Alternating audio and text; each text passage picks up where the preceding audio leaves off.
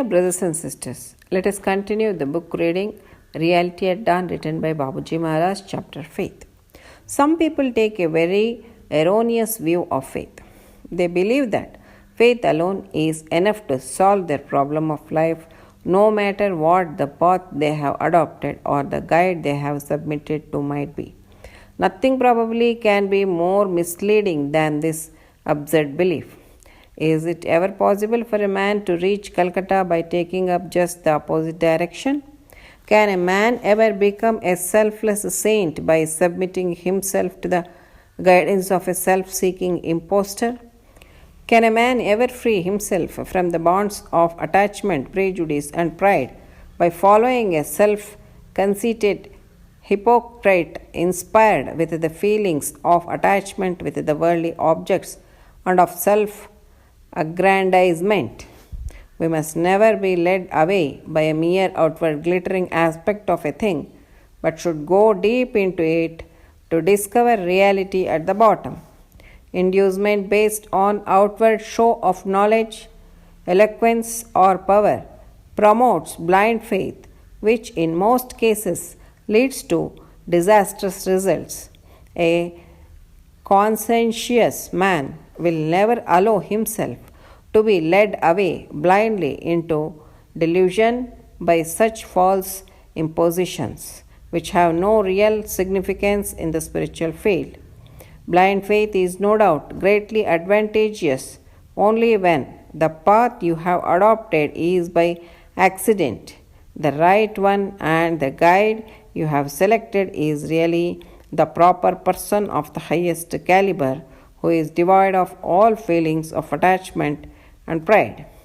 Your unshakable faith in such a master shall then lead you to the farthest limit of spiritual attainment, for you shall then associate yourself with reality. Here, Babuji Maharaj is explaining us about the faith. Some people actually they think or view the faith in a different way, that they believe the faith alone is enough to solve their problem irrespective of the path they follow or the guide to whom they have submitted everything. That means even though the path is not a proper one and even the guide is not capable, the only faith in their path and also in their guide will lead them to the destiny. But it is not so, because nothing probably can be more misleading than this absurd belief. Is it possible for a man to reach Calcutta by taking up just the opposite direction? No, never. Similarly, can a man ever become a selfless saint by submitting himself to the guidance of a self-seeking impostor? No, never. And further, can a man ever free himself from the bonds of attachments, prejudice, and pride by following a self-conceited hypocrite inspired with the feelings of attachment with the worldly objects and of self-aggrandizements?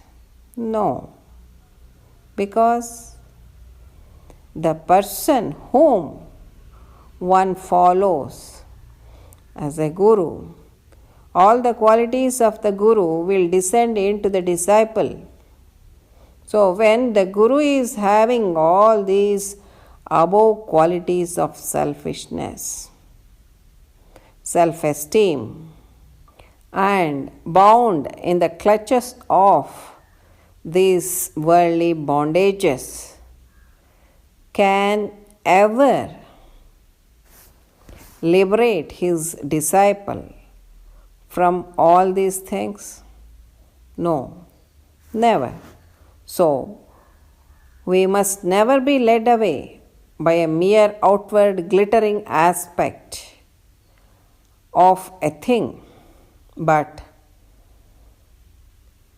we should always try to look at the deeper core of that person or so called guru and to discover the reality at the bottom of his heart. So, inducement based on outward show of knowledge, eloquence, or power promotes blind faith, which in most cases leads to disastrous results. See, for this, once an Abhyasi from South India visited Babuji Maharaj's house seeking the help of a capable master, that is Babuji Maharaj. So he went inside the compound and he saw a old person sitting in the veranda of Babuji Maharaj's house. Then he asked that person, I want to meet Ramchandraji, who is a spiritual guide, and I want to take the guidance from him to reach my destiny. Then that old person told the other person who came from such a long distance to be seated, and then he went inside. And after a few minutes, he came back with a hat on his head. So, small topi, that is in Hindi they will tell topi. It is a small hat. So, and then he told that person, yes, come on, tell me what you need. I am Sri Ramchandraji. This person who saw Babuji Maharaj in his simplest form, externally, was astonished and actually was wonderstruck. Oh, is this the person or is he the guru who can take me up to that level? Such a simple person and personality. How can it be possible? Why? Because we are used to see such gurus who display their extraordinary outlook by wearing Rudraksha, Vibhuti, Nama, and the saffron dress with a kamandala and also with a wooden slippers, etc., etc. So, when one just utter the word guru, this entire picture will just passes before his eyes. So that means we are carried away by this prejudice of dress. So when that person, he saw Babuji Maharaj in a simple dress, just how our elderly people wear in our house, the similar kind of dress is simple dhoti and one top, a shirt, thin white shirt. So then he felt something different.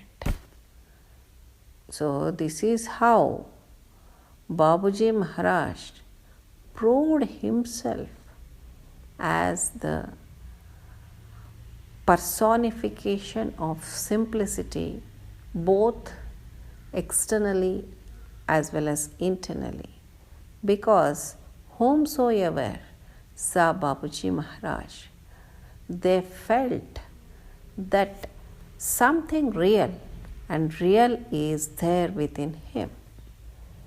So, this is that real state of condition one has to attain in his lifetime. So, after that, what Babuji Maharaj is saying, if simply anybody follows such false gurus and also that such false system, it is totally a blunder what they are committing.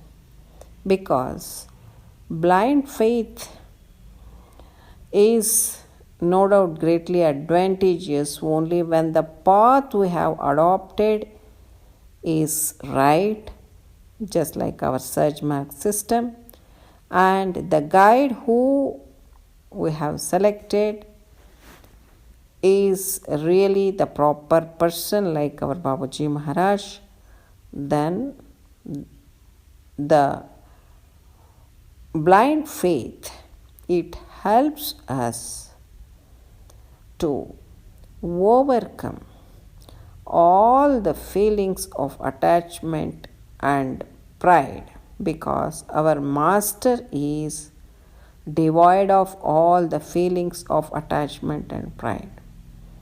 When our unshakable faith in such a master is there, then it leads us to the farthest limit of spiritual attainment.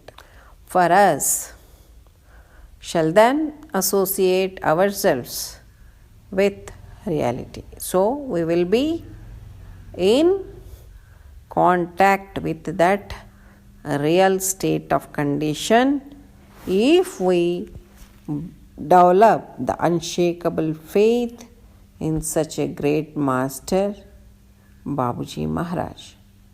With this, I conclude today's satsang, and let us know more aspects in the forthcoming satsang. Till then, I take leave. Pranams. Namaste.